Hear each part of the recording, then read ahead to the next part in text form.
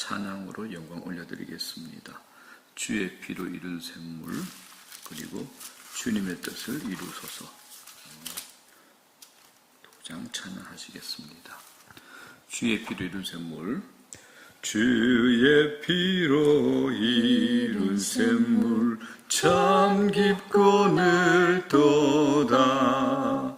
구원하는 그 신능력 다 찬송할지라. 찬송하세 주의 보혈 그 샘에 지금 나아가 죄에 깊이 빠진 이 몸 그 피로 씻어 맑히네. 죄악 세상 이김으로 거룩한 길 가는 나의 마음 성전 삼고 주께서 계시네. 찬송하세 주의 보혈 그 샘에 지금 나아가 죄에 깊이 빠진 이 몸 그 피로 씻어 맑히네. 주 예수를 깊이 아는 놀라운 그 은혜, 하늘나라 즐거움이 매일 새롭도다. 찬송하세 주의 보혈 그 샘에 지금 나아가 죄에 깊이 빠진 이 몸 그 피로 씻어 맑히네. 주님의 뜻을 이루소서. 고요한 중에 기다리니 진흙과 같은 날 빚으사 주님의 형상 만드소서. 주님의 뜻을 이루소서. 주님 발 앞에 엎드리니 나의 맘속을 살피시사 눈보다 희게 하옵소서. 주님의 뜻을 이루소서. 병들은 몸이 피곤할 때 권능의 손을 내게 펴사 강건케 하여 주옵소서. 주님의 뜻을 이루소서. 온전히 나를 주장하사 주님과 함께 동행함을 만민이 알게 하옵소서. 아멘. 하나님 말씀 신약성경 사도행전 12장 1절에서부터 16절입니다. 말씀이 좀 길기 때문에 저와 여러분들이 한 절씩 교독을 하겠습니다. 사도행전 12장 1절에서부터 16절까지입니다.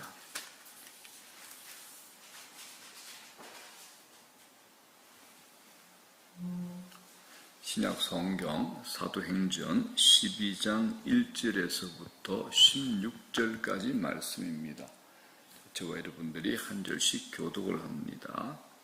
그때 헤롯 왕이 손을 들어 교회 중에서 몇 사람을 헤아려 하여 요한의 형제 야고보를 칼로 죽이니 유대인들이 이 일을 기뻐하는 것을 보고 베드로도 잡으려 할세 때론 무교절 기간이라.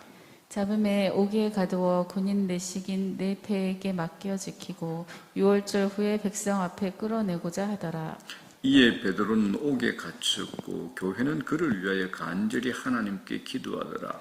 헤롯이 잡아내려고 하는 그 전날 밤에 베드로가 두 군인 틈에서 두 쇠사슬에 매여 누워 자는데 파수꾼들이 문 밖에서 옥을 지키더니 호련히 주의 사자가 나타나며 옥중에 광채가 빛나며 또 베드로의 옆구리를 쳐 깨우 이르되 급히 일어나라 하니 쇠사슬이 그 손에서 벗어지더라. 천사가 이르되 띠를 띠고 신을 신으라 하거늘 베드로가 그대로 하니 천사가 또 이르되 겉옷을 입고 따라오라 한대.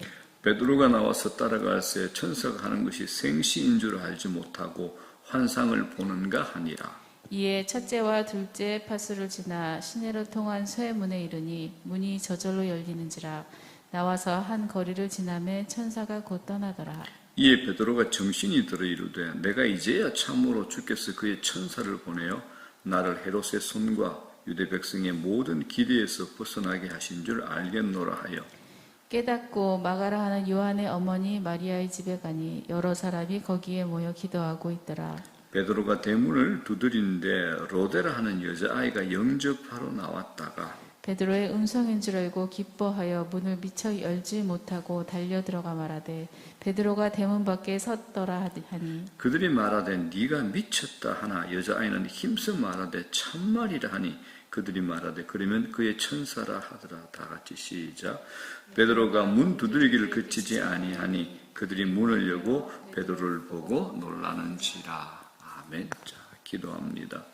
하나님 아버지, 이 아침에도 예배자들로 또 첫 시간을 무화과 나무 아래에서 하나님께 기도하던 나다나엘을 칭찬하신 예수님의 그 시선을 의식하며 우리의 이 기도 자리, 주님께 주목받기 원하는 이 기도의 자리를 인도하심에 감사함을 드립니다.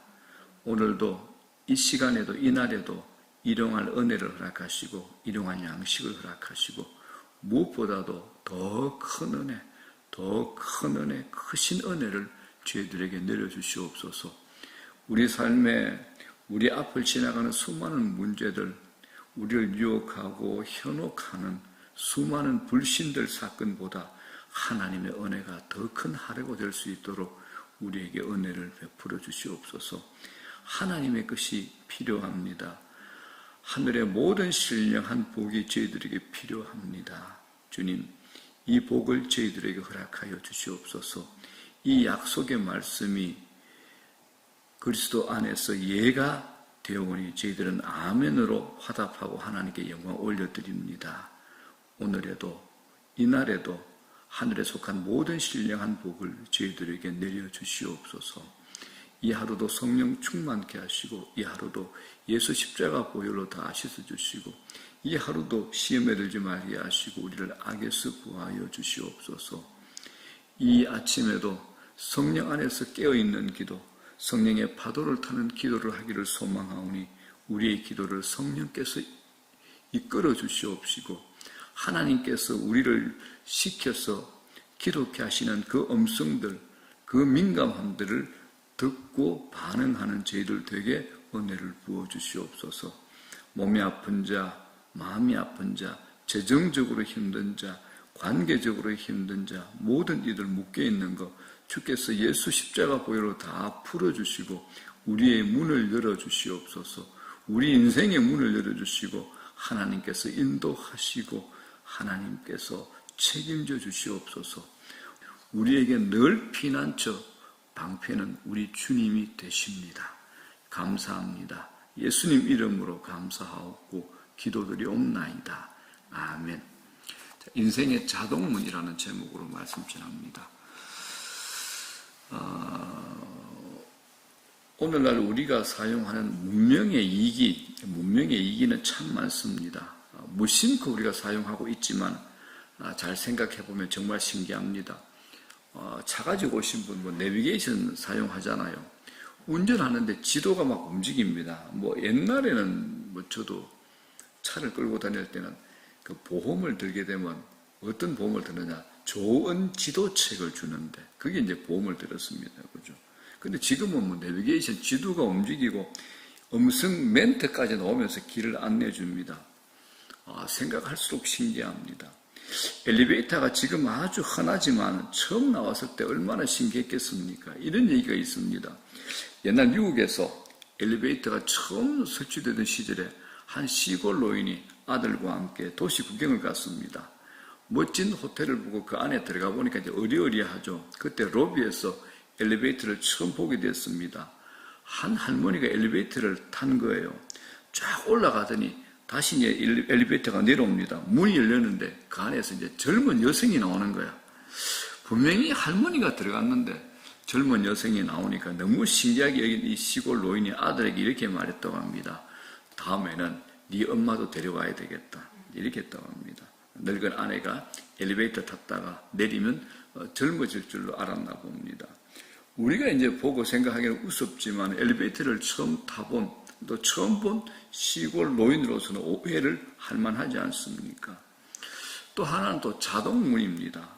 저는 처음에 참 신기했습니다. 제가 어릴 때 자동문 처음 봤을 때 이거 문 앞에 섰는데 손잡이가 안 보이는 거예요. 어찌할 줄 몰라서 당황했습니다. 그런데 좀 더 가까이 가니까 저절로 쓱 하고 열렸습니다. 그래서 제가 오늘 이 본문을 가지고 이제 이런 생각을 했습니다. 우리 인생에도 이런 자동문이 있으면 얼마나 좋을까? 우리 인생에도 눈앞에 현실이 막막한데 큰 문제가 나를 가로막고 있는데 쓱 하고 자동문처럼 앞길이 열리면 정말 좋겠다. 이제 이런 생각을 했습니다. 흥미롭게도 본문이 이제 자동문이 나옵니다.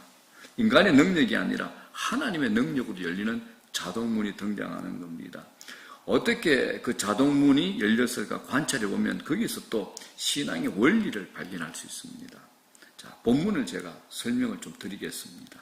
본문은 이제 초대교회 시대에 예수님의 제자의 첫 번째 제자 베드로가 투옥됐다가 기적적으로 이제 추록하는 사건을 기록하고 있습니다. 이 사건의 시대적 배경이 이제 1절에 나옵니다. 한번 읽어볼까요? 시작. 그때 헤롯 왕이 손을 들어 교회 중에서 몇 사람을 헤아려 하여, 여기서 이제 헤롯 왕이 마태복음에 예수님이 태어났을 때 그 당시에 예수님을 죽이려 했던 그 헤롯 왕이 아니라 이 헤롯 왕은 헤롯 아그리파 1세로 마태복음에 나오는 헤롯 대왕의 손자가 됩니다. 손자. 당시 이스라엘은 로마의 식민지였죠. 로마 제국은 총독을 이제 이스라엘에 파견해서 통치하는 한편 괴뢰 정권인 헤롯을 이제 제일 우두머리로 세운 겁니다. 헤롯은 정통 유대인이 아닙니다. 친로마 인사죠. 그래서 유대인들에게 인정받지 못해서 늘 전전긍긍했습니다. 어떻게 하면 유대인들이 환심을 살지, 이게 제일 큰 숙제였습니다. 그런데 가만히 보니까 교회를 핍박하면 유대인들이 좋아할 것 같아요. 왜냐하면 당시 유대인들은 예수님을 메시아로 인정하지 않고 기독교인들을 굉장히 미워했습니다. 그래서 본보기로 야고보 사도를 죽여버립니다. 그리고 이제 여세를 몰아서 베드로까지 죽이려고 잡아들인 겁니다. 자, 2절, 3절 한번 볼게요. 그런 얘기죠. 시작. 요한의 형제 야고보를 칼로 죽이니 유대인들이 이 일을 기뻐하는 것을 보고 베드로도 잡으려 할세 때는 무교절 기간이라. 자, 이 무교절은 뭐냐면 6월절입니다. 6월절은 이스라엘 백성들이 애굽에서 해방된 역사를 기념하는 절기입니다. 그 기간 중엔요, 사람들을 체포하거나 구금하거나 재판하거나 처형을 하지 않는 게 관례인데 흉악한 헤롯 아그리파 1세가 그 기간에 베드로를 잡아들인 겁니다. 그런데 그 기간 중에 처형은 못하거든요. 그래서 무교절이 끝날 때까지 베드로를 어디에 가둡니까? 옥에 가둬놓는 겁니다. 혹시라도 탈옥할까 싶어가지고 꽁꽁 묶어놓고 철통같이 지킵니다. 자, 4절을 보십시오. 뭐라 그럽니까? 잡음에 옥에 가두어 군인 내식인 내패에게 맡겨 지키고 6월절 후에 백성 앞에 끌어내고자 하라. 이게 무슨 말이냐? 16명의 군인들이 4명씩 조편성을 해서 교대로 24시간 지키게 한 겁니다. 그래서 이제 무교절이 끝나자마자 백성들 앞에 끌어내어서 이 베드로를 공개 처형할 속셈이었던 겁니다. 드디어 이제 마지막 날 밤이 됐습니다. 이제 동이 트면 베드로가 붙들려가서 처형을 당하게 되는 위기 상황이 다가온 겁니다. 그런데 인간적으로 보면 추록의 가능성은 제로죠. 암담한 절망의 상황입니다. 자, 6절도 보십시오. 이렇게 얘기합니다. 시작. 헤롯이 잡아내려고 하는 그 전날 밤에 베드로가 두 군인 틈에서 두 쇠사슬에 매여 누워 자는데 파수꾼들이 문 밖에서 옥을 지키더니 이게 무슨 말이냐? 교대로 24시간 감시할 뿐만 아니라 군인 2명이 아예 베드로의 손목을 자기들 손목과 쇠사슬로 한때 묶어버린 거예요. 이건 뭐 꼼짝 말하죠.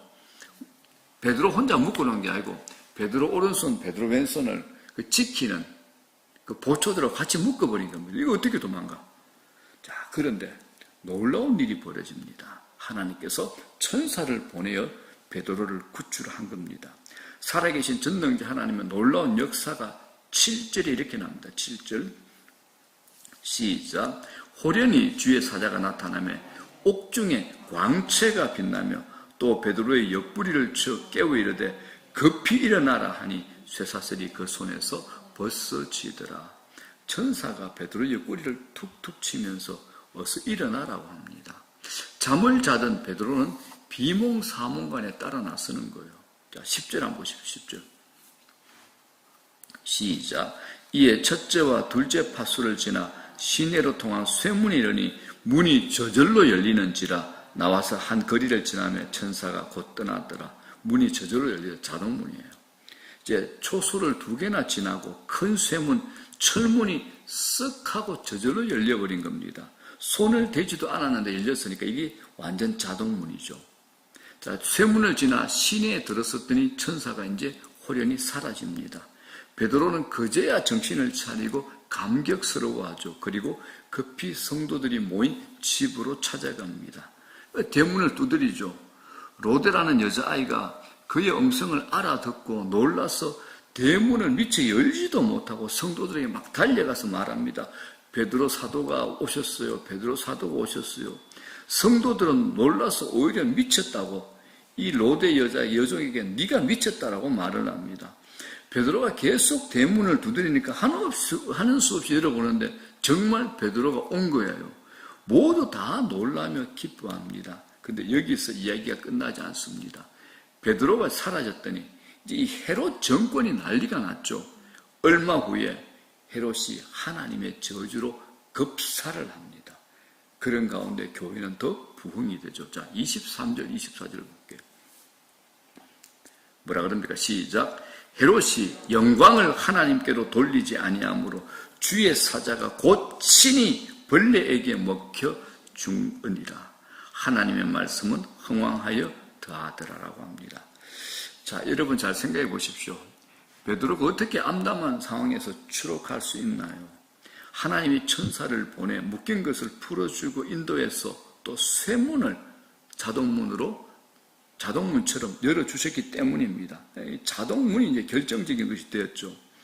자, 하나님은 이처럼 우리 앞에 답답한 현실이 가로막혀 있을 때 어느 순간 짠하고 자동문을 열어주십니다. 저는 이 사실을 믿습니다. 우리 삶의 현장에서 이런 일들 너무 자주 만납니다. 자, 그렇다면 이게 어떤 경우일까요? 성경을 보게 되면 크게 이 해답이 2가지가 답이 있습니다. 첫 번째 뭐냐? 기도할 때. 두 번째는 뭐냐? 모든 것을 하나님께 맡기고 하나님을 신뢰할 때입니다. 하나님을 신뢰할 때입니다. 자, 그 모습을 보고 하나님이 어느 순간 자동문을 열어주듯이 우리 인생의 앞길을 활짝 열어주는 겁니다. 자, 첫 번째 뭐라 그랬죠? 믿음으로 간절히 기도하는 겁니다. 그래서 이 믿음의 기도가 그렇게 중요합니다. 하나님께서 우리의 모든 시간 중에서 24시간 일상 중에서 우리의 기도하는 그 시간을 제일 주목하십니다. 자, 믿음으로 간절히 기도한다. 자, 베드로가 투옥되자 성도들이 어떻게 했는가? 자, 5절에 뭐라 그럽니까? 5절 시작. 이에 베드로는 옥에 갇혔고 교회는 그를 위하여 간절히 하나님께 기도하더라. 교회가 기도하는 그때 하나님의 천사를 통해 베드로를 풀어주고 쇠문을 열어 추록시켜 줍니다. 그래서 이런 말이 있죠. 우리가 일하면 우리가 일하고 우리가 기도하면 하나님이 일하시는 겁니다. 우리가 일하는 게 낫습니까? 하나님이 일하시는 게 낫습니까? 우리는 한계 있습니다. 하나님은 한계가 없으신 분입니다. 기도하면 하나님의 무한한 가능성에 연결이 되어지는 거죠. 자, 엘리야의 기도 보십시오. 구약의 열왕기서의 엘리야의 기도 보십시오. 이스라엘의 아합 왕 시절에 우상 숭배의 죄악 때문에 하나님이 진노하셔서 북이스라엘에 3년 반 동안 가뭄으로 하나님께서 그 땅을 다스리셨어요. 여러분, 지금부터 대략 한 3,000년 그 전에 비가 안 온다. 이건 아무것도 할 수 없죠. 3년 동안 비가 안 왔다. 3년 6개월 비가 안 왔다. 이거는 저주죠. 그때 하나님의 선지자 엘리야가 갈멜산에 올라가서 기도합니다. 어떻게 기도합니까? 열왕기상 18장 42절. 시작. 엘리야가 갈멜산 꼭대기로 올라가서 땅에 꿇어 엎드려 그의 얼굴을 무릎 사이에 넣고, 제가 신학대학원 다닐 때 교수님이 우리에게 이걸 한번 훈련시켜 봤습니다. 여러분들이 이부주에는 집에 가서 가지고 땅에 엎드려서 그 얼굴을 무릎 사이에 넣고 기도해 봐라 했습니다. 저는 자세가 안 나왔습니다. 이게 얼마나 간절한 기도의 모습입니까? 이 엘리야가 기도하다가 사환에게 저 바다 쪽에 구름이 나오는지 비가 와야 되니까 한번 가서 보라고 말합니다. 사환이 딱 가서 보니까 아무것도 안 보이거든요. 또 기도합니다. 마침내 7번째에 손바닥만한 작은 구름이 일어나더니 잠시 후에 막 비가 확 쏟아지는 겁니다. 그렇기 때문에 답답한 현실이 우리 앞을 가로막을 때, 불확실한 미래가 우리를 염려케 할 때 뭘 하셔야 됩니까? 기도하셔야 됩니다. 기도하셔야 됩니다. 기도하다 보면 하나님이 짠 하고 자동문을 열어주듯이 놀라운 역사를 이루어 주실 겁니다. 기도로 꼭 승리하는, 기도로 늘 하나님의 응답을 받고 하나님께서 우리 현장과 우리 삶의 환경을 만져주는 그런 역사를 경험하는 우리 모두 되기를 주의 이름으로 축원합니다. 자, 두 번째, 자동문 원리 뭡니까? 자동문 원리는 하나님을 신뢰하는 겁니다. 나는 기도하는데 하나님을 신뢰 안 한다. 그럼 믿음이 없는 거죠. 하나님이 기뻐 받으시겠습니까? 아니요. 기도는 하나님의 신뢰입니다. 본문을 잘 보면 베드로의 모습이 참 인상적입니다. 그는 밤이 지나고 동이 트면 처형을 당할 상황인데 태평스럽게 잠을 자고 있습니다. 한번 볼까요? 6절 보십시오. 시작. 헤롯이 잡아내려고 하는 그 전날 밤에 베드로가 두 군인 틈에서 두 쇠사슬에 매여 누워 자는데 파수꾼들이 문 밖에서 옥을 지키더니, 한번 상상해 보세요. 내일이면 죽을 목숨인데 그런 극한 상황에서 잠이 올까요? 그런데 잠이 오니까 베드로는 잠을 잤겠죠. 그렇다면 어떻게 그게 가능할까요? 믿음으로 모든 결과를 하나님께 맡겼기 때문입니다. 이게 바로 신뢰입니다. 신뢰. 추록시켜 주시면 나가서 복음 전하면 되고, 만약 처형당하면 순교하니까 천국에 들어가서 멸류관 받으면 되지, 베드로에게 이 믿음이 있었겠죠. 그런데 하나님이 보실 때 아직은 베드로가 예루살렘 교회에 필요합니다. 아직은 여러분들이 이 땅에 열심히 일하시는 게 여러분 통해서 하나님께서 일하시고자 하는 게 있기 때문에 여러분들이 필요합니다. 여러분들이 이 땅에서 해야 될 역할이 남아있다는 겁니다. 그래서 하나님께서 베드로를 통해서, 기적을 통해서라도 그를 풀어주는 겁니다. 여러분, 우리가 아등바등 한다고 일이 다 되는가요?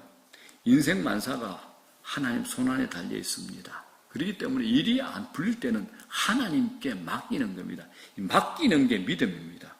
하나님은 당신을 신뢰하고 의뢰하는 사람을 참 좋아합니다. 그때 하나님은 가장 좋은 길로 인도해 주십니다. 자, 베드로전서 5장 7절에 베드로가 뭐라 그럽니까? 이런 경험할 베드로가 나중에 자기가 편지를 썼습니다. 이렇게 썼습니다. 시작. 너희 염려를 다 주께 맡기라. 이는 그가 너희를 돌보심이라. 자기가 경험했잖아요. 자기가 경험했잖아요. 그죠? 너희 염려를 다 주께 맡기라. 이는 그가 너희를 돌보심이라. 우리가 인생 살다 보면 눈앞이 깜깜할 때 있습니다. 사방팔방 막혀서 답답할 때 있습니다. 미래가 막막해서 두려울 때도 있습니다. 그럴 때 우리에게 자동문의 역사가 필요합니다. 포기하거나 절망하지 마십시오. 하나님 살아 계십니다. 하나님이 우리를 사랑하시는 아버지이기 때문에 그렇습니다. 자, 이제 말씀 정리합니다. 자동문 원리 기억하시기 바랍니다. 오늘 사도행전에 나오지 않습니까? 우리는 부모로서 때로는 우리 자녀 양육에도 많은 염려를 하게 됩니다. 우리 자녀의 문제까지도 이 자동문 원리를 따르면 됩니다. 어느 기독신문에 나오는 어떤 목사님의 처갓집의 이야기입니다. 처가댁 얘기인데, 이 목사 사모의 부모님은 강원도 산골 마을에 사셨는데 설화에 이제 8남매예요. 먹이고 입히기나 하겠는데 어떻게 공부시키나 큰 걱정이었습니다. 최선을 다했는데 불가능한 상황이죠. 기도하고 하나님께 의뢰할 뿐이었습니다. 그런데 놀랍게도 8남매를 전부 다 대학을 다 마치겠어요. 재산이 많은 것도 아니었고 산골에 작은 집, 뒷산 작은 거 하나가 전부였는데 이게 뭐 얼마 재산이 되겠습니까? 자, 그러면 어떻게 된 것일까? 신기하게도 기도했더니 어느 날부터인가 집 뒷산에서 송이버섯이 나기 시작한 거예요. 송이버섯 비싸잖아요. 이제 계속 채집해다가 팔고 또 팔아서 학비에 충당했답니다. 신기한 것은 이 8남매가 모두 대학을 졸업하고 나니까 송이버섯이 뚝 그치더랍니다. 하나님께서 필요한 만큼 그때마다 문을 열어주시고 또 열어주신 겁니다. 우리 인생이 어떻습니까? 탄탄대로입니까? 그런 인생 존재하지 않습니다. 답답하고 힘든 상황이 불쑥불쑥 튀어오르잖아요. 그게 우리의 인생입니다. 이 말은 내 힘과 노력만으로 살아갈 수 없는 게 우리의 인생이라는 겁니다. 전능하신 하나님의 도우심이 필요합니다. 하나님 앞에 기도하고 맡겨야 하는 이유입니다. 그렇게 하면 필요한 순간마다 자동문이 열리게 될 줄로 믿습니다. 그게 연결되면서 우리 인생이 풍성해지는 겁니다. 이 자동문 원리, 사도행전에 하나님께서 옥에 갇힌 베드로를 자동문을 다 열듯이 열어가지고 하나님께서 베드로를 통해서 초대교회를 든든히 세우신 것처럼 우리에게도 이런 복된 미래와 이런 형통의 삶으로 연결되기를 이 아침에 축복합니다. 믿음으로 간절히 기도하는 겁니다. 그리고 두 번째 뭐죠? 하나님을 신뢰하는 겁니다. 자, 주기도문으로 마치겠습니다. 하늘에 계신 우리 아버지, 이름이 거룩히 여김을 받으시오며 나라의 마옵시며 뜻이 하늘에서 이루어진 것 같이 땅에서도 이루어지이다. 오늘날 우리에게 일용할 양식을 주시옵고 우리가 우리에게 죄전자를 사하여 준 것 같이 우리 죄를 사하여 주옵시고 우리를 시험에 들지 말게 하옵시며 다만 악에서 구하시옵소서. 대개 나라와 권세와 영광이 아버지께 영원히 싸움나이다. 아멘. 이렇게 성경을 이렇게 어떤 사건을 보게 되면 그 속에 일어나는 모든 사건의 답의 제일 중심에 뭐가 있냐? 기도가 있습니다.